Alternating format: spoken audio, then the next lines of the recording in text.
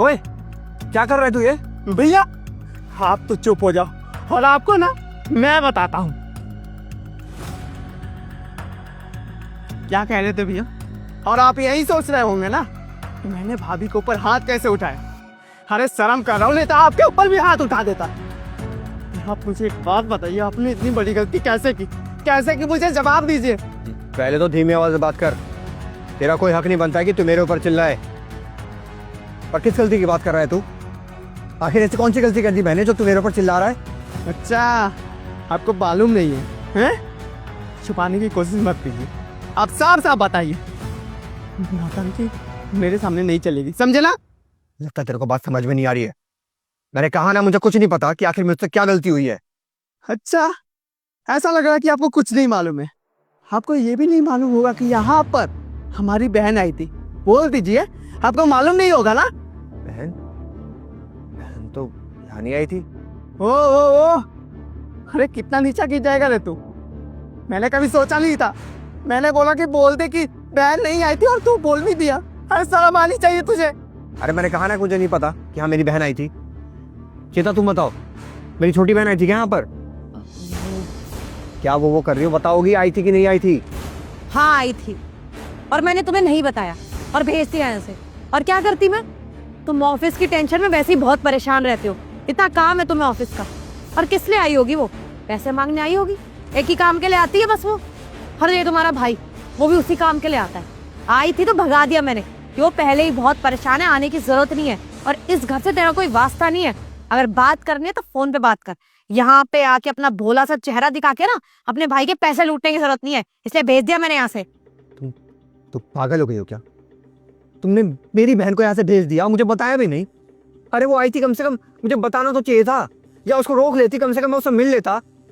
पूरे 2 साल हो गए अपनी बहन से मिले हुए मुझे, और तुमने ये बात मुझे बताई भी नहीं। और तो और उसको यहाँ से भेज भी दिया। बीवी हूँ मैं तुम्हारी और ये मेरा भी घर है। ऐसे ही ना अपने पति का पैसा किसी पे लुटने नहीं दूंगी मैं। और मुझे कुछ मत बोलो तुम। किससे बोलो?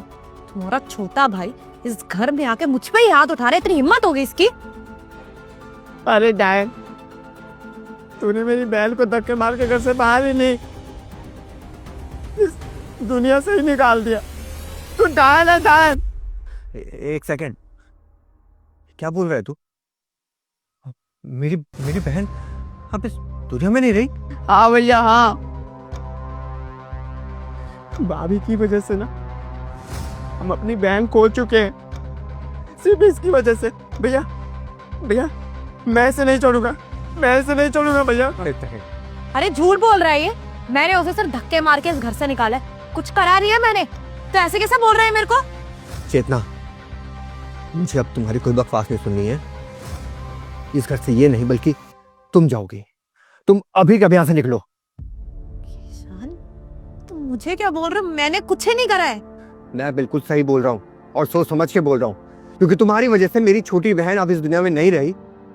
मुझे ये तो नहीं मालूम कि उसके साथ क्या हुआ और तुमने क्या किया, लेकिन इतना मालूम है कि यहाँ से जाने के बाद ही उसको कुछ हुआ है। और हो ना हो तुमने ही कुछ ना कुछ किया होगा।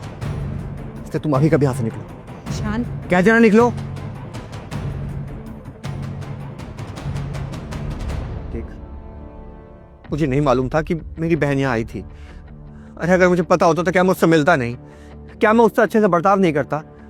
उसके साथ जो कुछ भी हुआ उसके लिए मुझे माफ कर दे। लेकिन मुझे ये तो बता कि आखिर उसके साथ हुआ क्या था।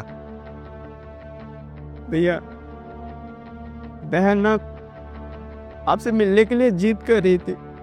बोल रही थी कि शहर जाऊंगी, भैया से मिलूंगी।